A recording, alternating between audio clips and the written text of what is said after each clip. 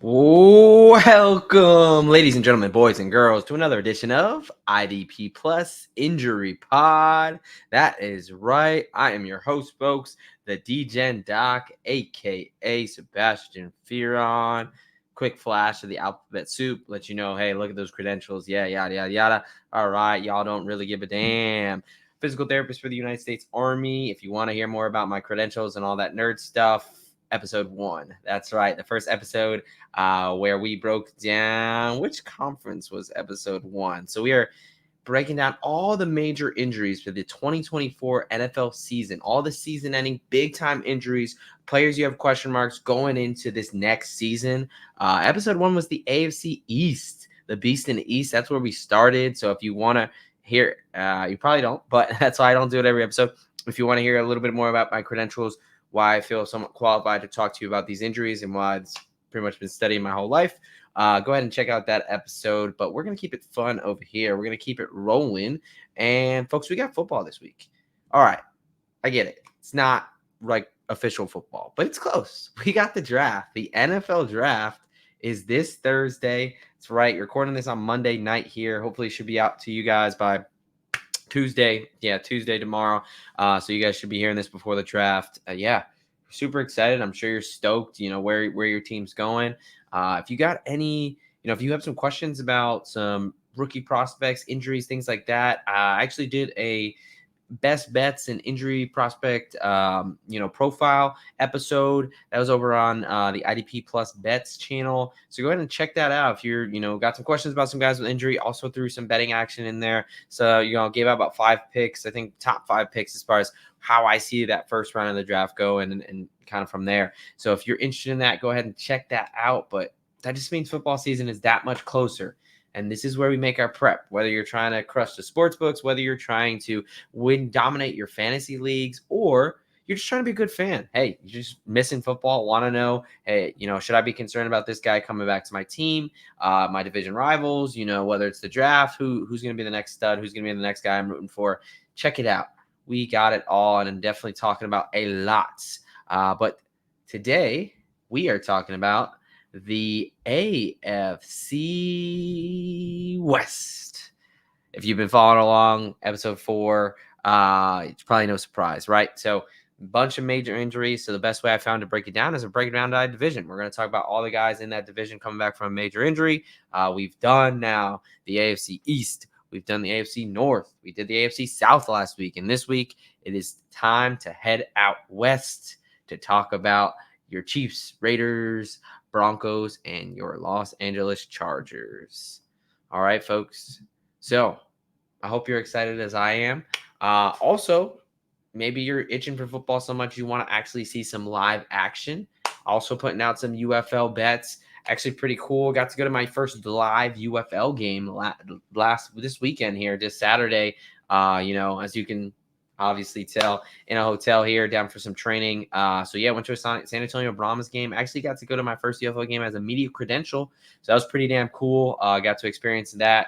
But I won't, I'll save that story for when I put out the UFL bets pog for this next week. So if you're interested in that, but I will say, as someone who's now been to a game live, they're pretty damn fun. It was a very energetic crowd. The energy in that building, you could just feel it. Again, it's football. It's professional football, right? Fans love football, especially a city like San Antonio that doesn't really have a professional team there. Obviously you got the Texans down the road, and then you got Dallas up the road there. But San Antonio, really, it's cool to see that city come together. You see that in St. Louis with the Battlehawks. They're going like 40,000 deep. So the United Football League on the rise. I mean, it's the only thing we got football-wise for the spring. So it's actually a really good product now that they've combined the two leagues. So I encourage you to check that out. But I know what you're saying. Hey, Doc, I'm here for the NFL. Damn right. The National Football League is king. So that's what we're going to talk about here. So the way this works is some of the first couple episodes, depending on the breakdown of the injuries, usually I talk about 8 or 9 guys per division, the biggest names really. And typically, sometimes we'll get similar injuries where, ACL tears, Achilles, multiple guys will have that in the division. So I'll break down the injury and go through that. Recently, it's a lot of onesies and twosies, a lot of guys with different industry, which is fun, better for you guys because you get to hear different things and not me say similar things over and over again. But the way that we're going to do that is we'll just go ahead, player by player. We got 9 players in this division, so let's go ahead and get started so we can start getting through this. So the way that we're going to break it down is we're going to go by teams, and winners get ball. So we're going to start with your Kansas City Chiefs, your back-to-back Super Bowl reigning champion, Kansas City Chiefs. We're going to talk about first guy up, Mr. Charles Omenihu. This is someone who, if you weren't maybe not a Chiefs fan, maybe not paying close attention to the team, may not have known him until the playoffs when he started really to come alive there. He had a really big sack, a really big strip sack, actually, of Lamar Jackson in that AFC Championship game. Excuse me, hydrating there. And he was actually off to playing really well recently. And unfortunately, in that game against the Ravens, he tore his ACL. So we've talked about the ACL before, but again, is your anterior cruciate ligament is a major stabilizing ligament in your knee. It essentially prevents your tibia, which is that bottom leg bone, from translating on the fibula, which basically means it prevents your tibia from shooting forward when you're stopping. So it's big in acceleration or really deceleration, cutting, sudden stops, things like that. So it helps with your knee stability, especially while moving dynamically. When it's torn, fully torn, typically, it requires surgery. Unfortunately, physical therapy, conservative rehab is not going to be able to get the job done. We cannot build you back together like Humpty Dumpty. That is your orthopedic surgeons. So Omenihu had an ACL repair. They go and repair that ligament. Typically about a 9 to 12 month recovery timeline. Now, anything before 9 months is significant re-injury risk increases significantly. So we definitely don't like that. Typically you see guys come closer to about 11 months, 11 and a half, but there's a little bit of leeway. Obviously you have the Adrian Peterson type unicorns, not the expectation, a unicorn, an outlier for a reason. But Omenihu, definitely expect him to miss a good portion of the year. With him getting injured so late in the year, I mean, this is one of the last chances you get injured. I think the only other guy that's going to be later than this is probably Dre Greenlaw with his Achilles tear in the Super Bowl. But this was the week before, 2 weeks before. He got hurt pretty late, in late January 28th to be exact. So he's only going to have about 7.5 months of recovery time. And, the Chiefs play on that first game Thursday night. One of the things of them winning the Super Bowl, you got to play the first game up. So, yeah, he's not going to be ready for the start of the season. Really won't be ready. I mean, even the midway point is like pretty aggressive. That's kind of around that 9-month mark. So there's a good chance we don't see Omenihu until something closer to like week 12, something around that. Maybe later in the season, by the time he really gets some footing, maybe for the playoffs. A late run at that point, it'd be close to that 12-month mark. Whether it's IDP or whether you're just looking at the team in general, I do not think Charles Omenihu is someone you can really rely on as far as being able to rely on for production next season. He's gonna need time to heal. And ACL tears, the research shows it could take up to 2 years for normal movement to return. So this is a pretty big injury. This is not a small deal. Unfortunately for Charles Omenihu, the pass rusher for the Chiefs, do not expect much for 2024. All right, moving on. Cheers if you participate. Whiskey and football just really gets the medical mind going. All right, so we got new addition to the Kansas City Chiefs, Mr. Marquise Hollywood Brown. Chiefs, we can say, got off to a fast start to the offseason. That was a very, very poor joke. That's probably a very whiskey-induced joke about the offseason troubles with second-year wide receiver Rashee Rice. Definitely not really a laughing matter, man. I hope everyone involved, I know there's some people that were injured and such. I hope that they're okay. I hope that for the young man's sake that he learns from this and really let that process play out as it best be. But man, that's unfortunate for a young guy who was really taking the league by storm. So they needed help at wide receiver besides him anyway. I'm not exactly sure what's going to happen with Rice on the legal side, but we got Mr. Hollywood Brown coming over to try to help out Patrick Mahomes and not have him do it all by himself. So you probably may not be tracking, unless you're a Cardinals fan or just, super in tune to football, exactly what he's dealing with. Because it was a little bit one, it's a little bit of a mystery, but two, it wasn't something that was super high profile, not like your typical Achilles or ACL or something big like that. So it just kind of been called a heel injury. Really, is that never really came out with an official diagnosis. Sometimes they do that, especially when it's something, when they don't have something like surgery or something where they have to say, heel injury kind of suffices what the league demands. So it was one of those things where he tried to play through it up until from week 12 to week about 17. And then the team finally put him on the IR. One, the Cardinals, they sucked last year. Kyler Murray, didn't come till near the end. And so it wasn't like they were going to playoffs. And he, for his credit, and Jonathan Gannon, head coach Jonathan Gannon, talks about it, he really did try to fight through this injury. Now that tells me, it was something that it was nagging, but nothing too crazy, right? So I've got it on the screen here, a couple of examples of what it could be. Could be something like a heel bruise or pad bruise. So your heel pad is really, you have some bursa there that can get irritated versus just a fluid-filled sac. Stress fracture, I would doubt that it would be a stress fracture. Tarsal tunnel syndrome, essentially when that nerve underneath those ligaments gets compressed. Probably unlikely. I'm thinking potentially something like an Achilles tendinopathy, essentially, or tendonitis. When that Achilles tendon, that muscle, so tendon, it connects a muscle to a bone, and your Achilles tendon specifically attaches your calf muscle to your heel bone, your calcaneus. So yeah, it's tendinopathy. Tendinosis is where there's micro tears and kind of damage, inflammation of that tendon, if you will.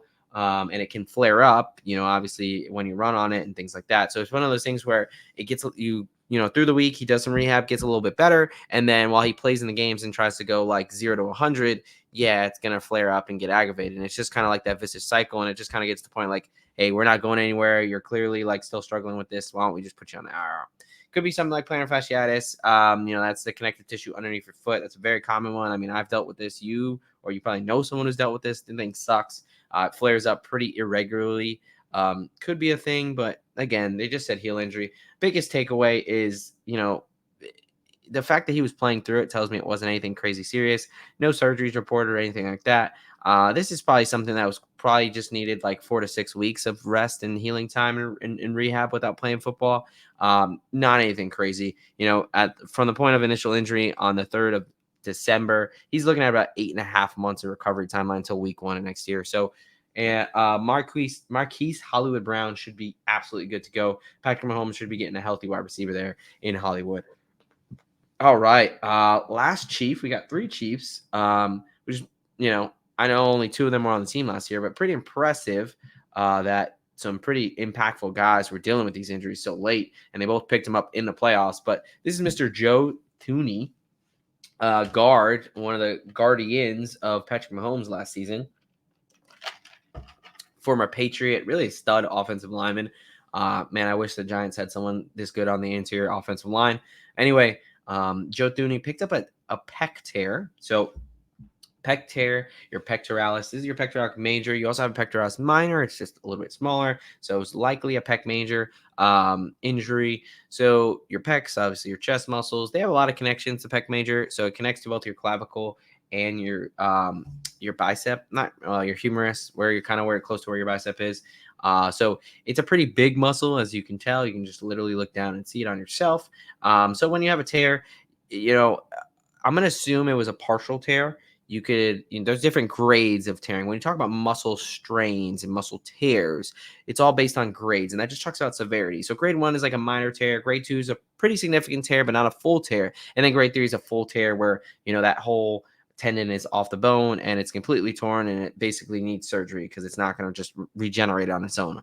Unfortunately, I wish we were all Wolverine, or if I had a pill that could just regenerate it in physical therapy, but that is not a thing. So you got to go see our friends over there, the orthopedic specialist, to kind of put you together again. So with Joe Thuney, it was a situation where he got injured in the playoffs against the Buffalo Bills, and the team didn't rule him out immediately. They thought there was a chance. He ultimately did not play. Andy Reid just said he just didn't have the strength. So that probably tells me it's closer to something like a grade 2, where there was, pretty significant damage. But the fact that he had a chance to play tells me it wasn't a full tear.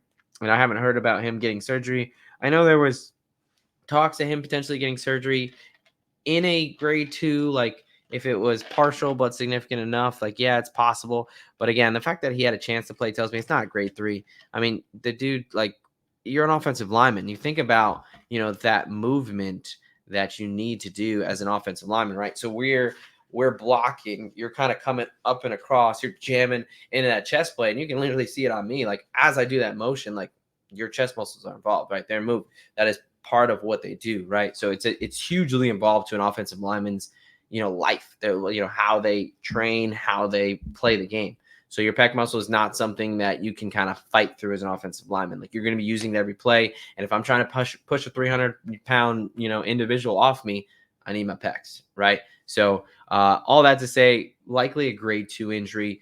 Typically 4 to 8 weeks type of a deal. Obviously, he didn't have that. He only had about 3 weeks from when his injury point to the Super Bowl. Wasn't ready to go. Made sense, right? So regarding next season, he's got 7.5 months until week 1. He should be good to go. Even if he had like a minor surgery to repair it, it really would just be if he like had a complete tear of his pec, which can be pretty gnarly. We talked about bicep tears before on this show.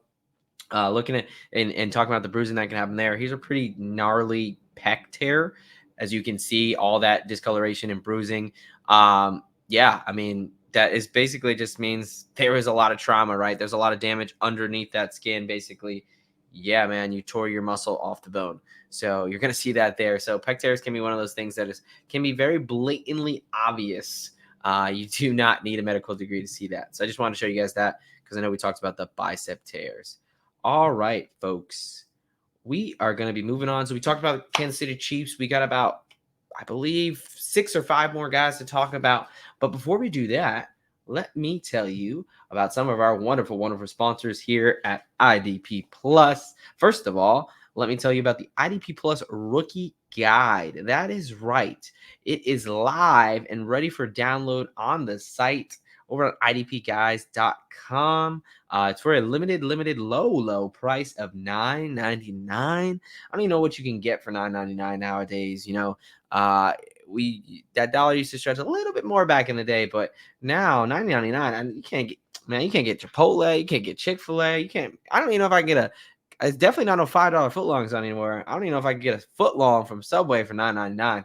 So that is at a good price. It is a comprehensive, one of a kind rookie guide that basically breaks down all the prospects that you would need to know about.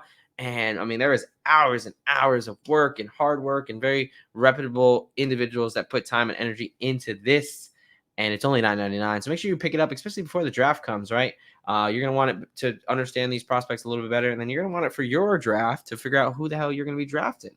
All right. And then also another partner, new partner here, Expedia. Yes, the Expedia you're thinking about when you're thinking about hotel, travel, whether it's to the beach or to the mountains. Go ahead and look at our new partnership with Expedia. We're an affiliate partner. So essentially what happens is we're going to put a link in the show description. It's going to have special sales and special discounts for you. Obviously, being a partner, we would then get a little bit of a kickback there for the referral. But yeah, they're absolutely a great for all of your best prices and travel. It's kind of a one-stop shop. That's one of the cool things about Expedia is, when my wife and I are planning trips and things like that, and whether it's a honeymoon or this or trip or whatever, you got to look at all these different sites and you're comparing and, you want to get the best price, but the best deal, and you don't want to cheap, blah, blah, blah, blah. And yeah, Expedia is nice because it's all there. It's all that one-stop shop. So make sure you go ahead and check that out. Again, link in the show notes there. And we're back. All right, folks, we are going to keep it rolling. We're going to go and talk about now some Denver Broncos. We're going to start it off with safety Caden Stearns. Yeah, it's pretty, that picture. Whew, so good I had to go twice. That picture is a little tough to look at, man. I hate looking at that. Because like a lot of these injuries, the players know before, right? Like Stearns, this was pretty early on in the season. This was September 10th. Was that the first week? It might have been week 1. Yeah, that's week 1. I mean, that's brutal. Like he knows right away, like he's probably done for the year, right? Like that's tough. And he ultimately was. He had a patellar tendon tear. So your patellar tendon is the tendon that connects your patella, your kneecap, to your tibia, your tibial tuberosity there.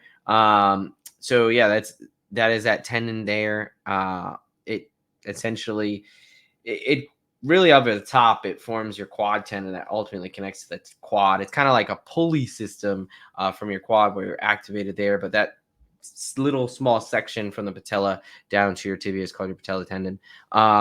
Anyway, as you can see, full tear requires surgery. So here's, on the left side is when it's torn, on the right side is when it's repaired. Not quite as long as an ACL tear, but pretty damn close. You're probably looking at about 8 to 10 months of recovery time. That's, typical injury timelines, recovery timelines there. So about the only good thing with this injury is the fact that he tore it so early. So he's gonna have like almost an entire year. I think it's like 11 months. It's just 11 months and like 28 days or something like that. Just because it was on the 10th. Season starts on the 8th this year. But almost an entire year for recovery time. So he should actually be pretty good to go. That is Caden's third safety for your Denver Broncos there. So it sucks to have a major injury in week 1.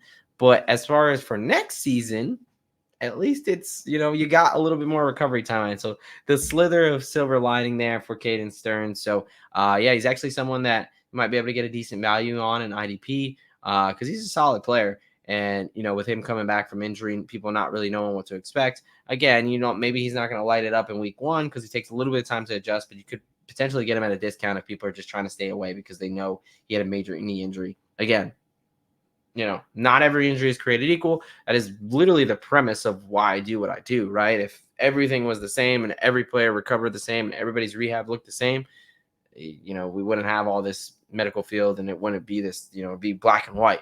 But as anyone who's in any type of medicine can tell you, man, I wish recovery was just like, just like gains in the gym. I wish we could just keep lifting, getting stronger and stronger, but it is peaks and valleys and, very different variables that are going to all kind of come into this big overall picture there. So, all that to say, Caden Stearns should be good to go, actually, for the beginning of the season.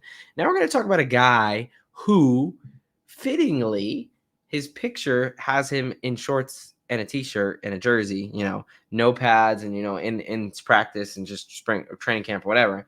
And that's because the dude never fucking plays. Like, this is all he is ever in is a shirt and shorts and a pad and no pads, right? I mean, this is Greg Dulcich here, tight end for the Denver Broncos. And man, like listen, I know it's going to happen, but the fantasy community, I'm telling you right now, please don't. Let me do this. Fantasy Twitter, fantasy community. I do not want to hear that Greg Dulcich is your sleeper tight end, is going to miraculously, have a great year because he's a great athlete and blah, blah, blah, blah. Dude, one, Sean Payton has basically outwardly said he doesn't like the dude. And two, homie can never stay on the field. He's injured the same hamstring 4 different times now. Nothing's going to change. All right. Jeez, I just had to get that off my chest because some guys just get overinflated with, it's like, that whole graph of like hype up here, production down here type deal. Like, yeah, man, that's Greg Dulcich. But anyway, so like I talked about, he's had a series of hamstring strains. It's kind of been it's been kind of very unfortunate for him, but he's injured the same right hamstring like for the past 2 seasons. As in, he injured it last season, I guess 2 seasons ago. So he injured in 2022, and then he injured it again and got shut down for the year. And 2023 was almost a rinse and repeat. He got injured early in the year. He finally came back, and then boom, he got injured again. Right. So Dulcich definitely found out that unfortunately hamstring injuries, although, the initial recovery timelines aren't as crazy as anything like an ACL or Achilles tear, they're the most burdensome injury in the NFL, as in they are really hard to rehab. And the reason for that is because, and this is what it's one of those things I stress to my patients that, try telling a young private that, they feel good. They're going to, you're 18, you can do whatever you want when you're 18, right? You feel like Superman or Wonder Woman. But, man, hamstring injuries are tough because they feel better to you as the individual. You're going to feel better than before the injuries actually fully heal. It's a similar thing with stress fractures, but it gives you this false sense of hope or false sense of, hey, I'm good. And then these professional athletes who are trying to get back as soon as possible, because this is where their legacy and bread and butter and their money relies on their body, they try to push it, not realizing that it has a really high re-injury rate, especially within the first 2 weeks of injury. So a lot of guys try to come back too early, and then boom, they pick up an injury. And, the number one risk factor for an injury, for any injury, is a previous injury to that body part, and especially hamstring injuries. They are very, very tough to rehab for that reason. And it's one of those things where in order to test your hamstring fully, you kind of have to let it loose 100%, right? Now, there's proper ways to kind of grade and, depending on, there's better rehab protocols. But again, hamstring injuries have a really high re-injury rate, as we can just see with case study right here, Greg Dulcich. Now, as far as injury timeline for what this is, it wasn't a full hamstring tear where you see grade 3, where it's like literally torn off the bone that requires surgery. It's not the case here. It was just a re-aggravation of a grade 2. So, it's something that takes probably about 6 to 8 weeks, which is a long amount of time in the season. Like this right now, I'm going to tell you, hamstring injuries are one of the worst. If you see it, one of your fantasy guys have a hamstring injury during the season, you better start getting out your praying hands or start asking the football gods or something, man, because that's a tricky injury that can turn from something pretty minor to, well, shit, now he's, on the IR. He's going to be out for several weeks, or he's going to try to play, and then 3 plays in, he injures his hamstring again. He's out for the season. Now I got a big fat 0 on my board. So hamstring injuries are one of the toughest to manage when it comes to fantasy. But as far as next season, he's got 11-ish months until the season. So in theory, he should be healthy. But again, do not come at me with these Greg Dulcich is going to rule the world takes for next season. It's a similar situation with Mike Thomas. Some people just aren't made for it. I'm not. I mean, even Dulcich, like the Thomas thing, I don't hear those conversations anymore. I mean, he's been on my top 5 do not draft list for the past 3 years in a row, Michael Thomas. But you could at least, argue with me a little bit, because Thomas at one time was a very productive NFL wide receiver with Drew Brees and Slant Boy. But yeah, Greg Dulcich, man, come on, get the fuck out of here. All right, moving on to another unfortunate injury for the Denver Broncos, and that is wide receiver Tim Patrick, man. This is someone who you got to feel bad for, because, from, I believe, 2018 to 2020, was it 2020 or 2021? He had like his first 4 or 5 years in the league, he was actually pretty healthy and pretty consistent. And he played, I know, at least in 3 out of 4 seasons, he played in all 16 games. And, the last 2 seasons, he was, I think, about 750, 800 yards a season. He was a good, consistent player for a little while there. But the last 2 years, man, he's just got the shit out of the stick. So in 2022, right before the season, he tore his ACL. Obviously, we talked about ACL tear. You're going to be out for the rest of the year. It's a 9 to 12 month injury. Then before this season, on August 2nd, that was August 2nd, 2022 was the ACL tear. And then on July 31st, 2023 of this past year, he tore his Achilles. I mean, talk about some shitty luck. Now, it's always difficult to confirm this, but I'm pretty sure it was to the same leg. Even if it's not to the same legs, there is some re-injury risk and some decent data that shows some correlation to, after an ACL tear, even after an Achilles tear, being at a higher risk for, an injury to this point, right? With ACL, it's really to any lower body injury, whether it's to the same side or the contralateral opposite side. So that's pretty interesting there. A lot of that is, coming back and asymmetry in the musculature and movement patterns and those neurons, that neural pathways not being fully developed, and a lot of other nerd stuff that I can get into. But yeah, man, you just got to feel bad for Tim Patrick. So right off an ACL tear, was finally going to come back after missing the entire season, not playing in a single freaking snap. And then he comes back and boom, right before the start of this last season, tears his Achilles. So Achilles tear, that is where your Achilles tendon, and we talked about earlier, but for those that don't remember, it's when your calf muscle connects to your heel, your calcaneus there. And so it is that connector piece. And when it is torn, fully torn, again, Humpty Dumpty's got to put you together. So you got to go to see the surgeon, go see your orthopedic surgeon there. So that's what you see there at these pictures. It's torn, it's getting repaired, and then boom, it's repaired, right? It's about a 10 to 12 month recovery timeline. It's pretty long. A few good things that happen because he tore his Achilles right before the season. He's got 13 months to recover.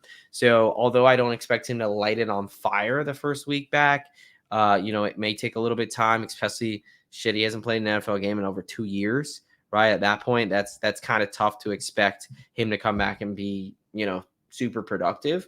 But it's a situation where, he did show he could be a pretty solid, consistent wide receiver. Now, at this point, again, I'm recording this before the draft, and I think, actually today they just got Zach Wilson. The Denver Broncos got Zach Wilson, which I think they're going in with Zach Wilson, Jarrett Stidham, and Ben DiNucci. What the holy! I thought my Giants quarterback situation was bad with Jones and Locke, but holy shit! So maybe they'll get somebody in the draft. I hope for the sake of Denver fans they'll get somebody in the draft. But so you have concerns on quarterback there, but Tim Patrick is a guy who is interesting as far as he's probably going to be undrafted, right? There's probably not going to be a lot of people drafting him, but it could be a situation where he could be a starting wide receiver on that team, right? So you could get a starting wide receiver for basically nothing who had shown in the past that he could be consistent. Now, we got to see where that quarterback situation plays out, but that's just an interesting case where, yes, he's coming off an Achilles tear, so it's not someone I'm really jumping to grab, but it might be someone I might want to stash or keep an eye on waiver wire wise as far as the first week, see how he looks, right? Because, he has shown some ability in the past. So Tim Patrick coming off that Achilles tear actually has got a shot to do something. To do something next year. He should be ready to go by the start of the season. All right, folks, we're moving over to the Chargers. We got 2 Chargers and a Raider. The Raiders. And a Raider left. And then we are wrapped up for the AFC West. So let's talk about probably the biggest name that we're going to talk about today. And that is Mr. Justin Herbert, who's got a new coach coming to town with some new khakis. And it is not Jake from State Farm. There's Coach Harbaugh there, who traded away all his wide receivers and is going to make him run the wishbone T. And we're going to become a quarterback option team. And it's just going to run the ball. No, I mean, he did trade away all the receivers, and I expect him to run the ball about 30 times. But when you have Justin Herbert, you got to make sure you pass the ball because, he's a pretty damn good player. As you can see, actually, in the picture, poor guy broke 2 fingers this year. In the picture is his non-throwing hand, so he was able to play through that. But he unfortunately broke his middle finger on his throwing hand. And, the Chargers were out of the playoffs at this point, but they decided to put it on the IR. He had season-ending surgery to repair that finger fracture. They just said it was a fracture to the middle finger. Didn't really go into the specific details of it. So going to be a little bit of conjecture here. But he did have surgery, so that tells you it probably wasn't as simple as something like a hairline fracture, because that's, when it is just a break in the bone and there's not any real complications, or it isn't anything of like a compound or complex fracture, really time is your biggest thing. It's almost like a stress fracture, because a stress fracture is essentially predisposition. It's the beginning phases of if you continue doing this type of an injury or activity, you're going to get to a fracture. But anyway, time is your biggest thing with bones, right? There's not a whole lot we can do as far as speeding up that recovery time, other than making you eat your Wheaties and your vitamin D pills and your calcium pills or whatever. But with a fracture, it's really time. And with them getting surgery, it might have been some associated damage to ligaments or tendons there. But either way, this isn't something that's going to be more than a 4-month long recovery. He's got 9 months about until the start of the season. With a quarterback to his throwing hand, yes, there's always how's that going to be? But going into the next season, he should be fully healed. I don't have any real concerns here for Herbert. He should be good to go. Again, who knows what the hell that offense is going to look like? Who knows what the hell they're going to do at pick number 5? I think they should probably trade with Minnesota just to get some picks, because I don't know if there's anyone that really makes sense for them at 5. Maybe they go wide receiver. Maybe they go Joe Alt. Harbaugh loves his lineman, and Joe Alt is an absolute stud. But yeah, it's gonna be interesting to see what they do. But Herbert should be good to go. They should have their field general back for the start of the season, and he should have a Herbert like year, right? Which in last season wasn't very good for fantasy. So we'll see. Hopefully he starts chucking them ball down the field. But no Keenan Allen, no Mike Williams. So I don't really know who he's throwing the ball to. Maybe Jalen Guyland and finally stay healthy and actually do something. All right. This next one is a bit of an interesting case. It's an unfortunate case, absolutely. We're going to talk about it a little bit briefly. So we're going to talk about Mr. Corey Linsley, center for your Los Angeles Chargers. I might say former center. So this is sad. He's got dealing with some heart issues. He noticed he went to see the doc in back in May before the season started because he noticed an irregular heartbeat, which this is an EKG, measures your electric. Listen, I'm not a cardiologist, and you probably don't want to know all this. So if you want to know all the inner workings of your heart, I know enough to be dangerous, but I'm not. I'm gonna raise my hand and say I'm not subject matter expert here. I'm not a cardiologist, so I'm not going to get too into the weeds here. But you essentially got electric activity in your heart that keeps it beating, keeps it running. Right? That's how it communicates, how the heart beats, and it should follow this kind of rhythm, right? Your EKG, your S waves and your T waves and all that crap. They should follow this rhythm. When something's irregular, that typically is a sign that something's wrong. So, they noticed that. And then he said that, they got checked out. And then while he was playing during the season, he just felt off for those first couple weeks of the season. Just something didn't feel right. So he went back to the doc. They checked him out and they found something not disclosed, and obviously for his privacy and stuff, it's he hasn't disclosed that, and he's more than to his own right to not say anything about what it is. But it's a non-emergent condition, which is good. It doesn't seem life-threatening. However, he was strongly advised to not play football again. So probably one of those things where if he gets in that vigorous activity, does too much, and in a football game you got 300-pound men trying to destroy you. So yeah, your heart's going to be beating pretty fast on a regular basis. He was advised to not play football again. So, at this point, he said he's 99% likely he's going to retire. That was kind of what he said the final day of the season when he was talking to reporters and such like that. So it looks like a really good center. He's been a really good center for a long time. So he even talked about this. At least it was kind of near the tail end of his career. At 32, he probably could have played for a couple more years, but he talked about how he's grateful for the opportunity of being able to play. So it's really unfortunate injury here, but yeah, as far as the Chargers, I'm assuming that everyone is operating that Corey Linsley is not going to be back next year and likely going to be retired. But he was a really good offensive lineman. So, maybe he gets into broadcasting or maybe he, sticks around the game if he would like to or whatever. But he talks about, hey, at first being a husband and a father to his wife and children. So, and his health, you got to worry about your health first. So as much as anyone who's watching this and myself loves football, and I'm sure Corey Linsley does, you got to take care of yourself, right? That's a scary, scary thing. Yeah, man. So that's all we got to say about that. Corey Linsley likely to retire with a heart injury. Very unfortunate. All right, last guy, former rookie. He's still on the Las Vegas Raiders. Tight end Michael Mayer. Out of Notre Dame. Man, I thought he was going to do more last year. Now, to his credit, he looked okay sometimes. He looked pretty good. He showed some potential. Came on a little bit late, but I guess when you have Aiden O'Connell throwing you the ball, or Jimmy G, or Brian freaking Hoyer, I don't know how much you really can do. I mean, we even saw Devontae Adams, as good as he is, kind of be limited purely due to ineptitude at quarterback. Man, they got to do something. I don't know what they're gonna do, but man, they got to do something in that quarterback room. I know they got Gardner Minshew, but come on now.